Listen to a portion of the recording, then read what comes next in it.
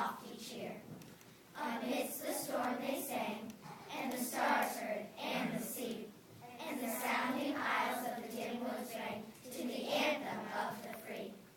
The ocean eagle soared from his nest by the white waves foam, and the rocking pines of the forest roared. This was the welcome home. There were men with hoary hair amidst that pilgrim band. Why had they come to wither there, away from their childhood's land? There was woman's fearless eye, lit by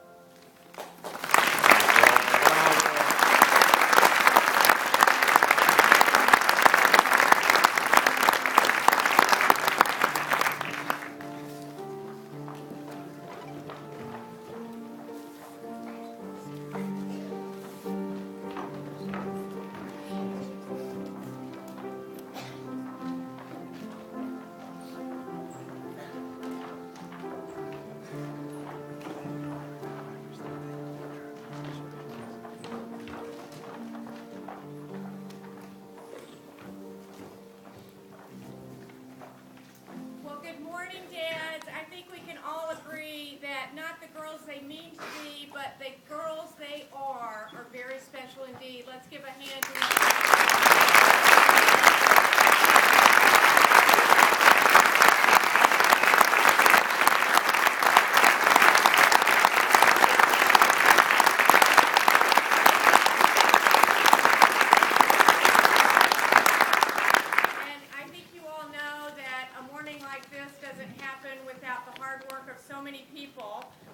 First of all, thanks to our fabulous co-chairs, Mead and Dorothy Jorgensen, who have enjoyed their journey immensely through the lower school, and also all of their parent volunteers on their committee. And Mead, you did such a wonderful job of thanking all of our lower school teachers who really make the difference in everything that happens for our girls, and also to Mrs. Mansfield and to our fabulous music teachers today, particularly for this glorious music, and also to Chef Vasquez and our kitchen crew who always do so many things. And when I woke up very early this morning, because you can only imagine people were saying snow day, snow day, snow day. It's really only the one moment of true power I have, calling a snow day. I actually do that in conjunction with a lot of people. And when I got up very early this morning and I looked out and saw that the snow was actually going to be coming right when we were coming to school, I think you can guess that we would never cancel school on the father-daughter breakfast day.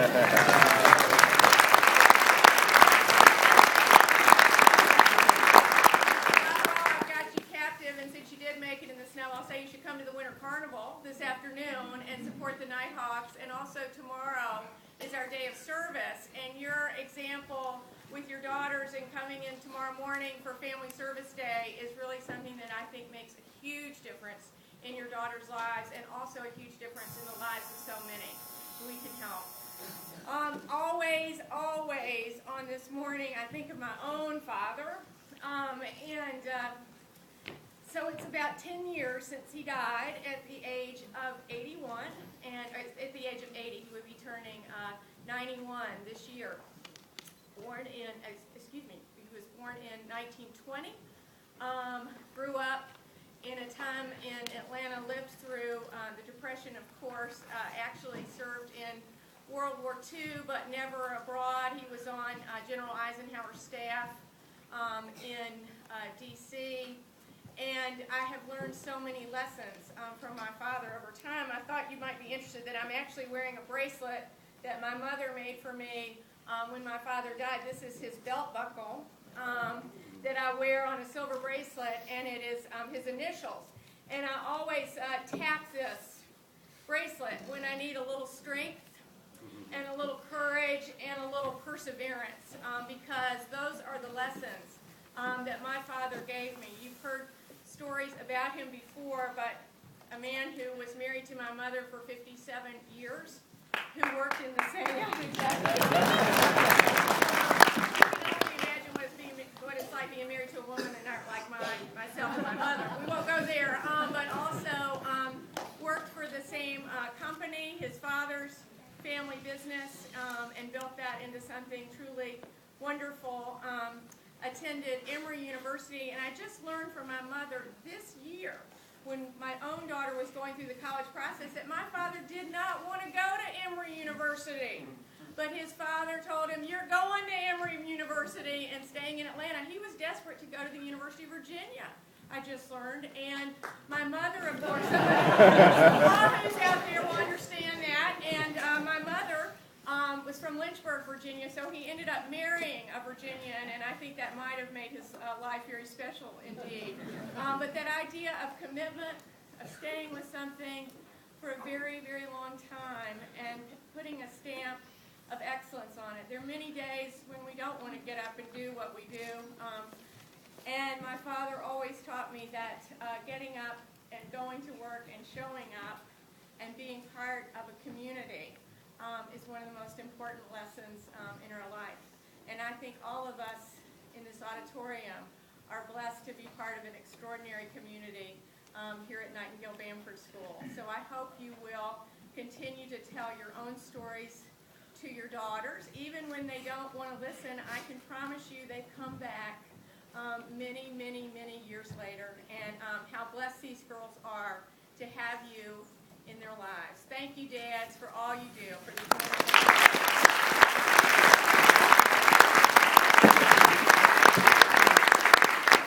wonderful close our program by standing and singing My Country 'Tis of Thee.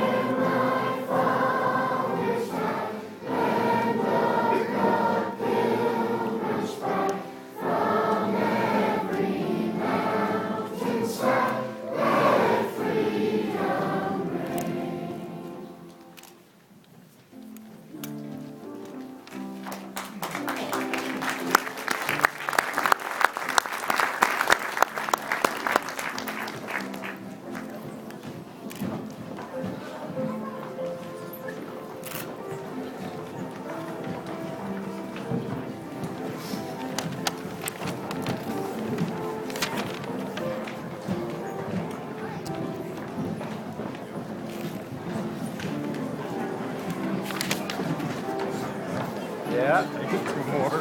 Amazing. Pretty good, guys.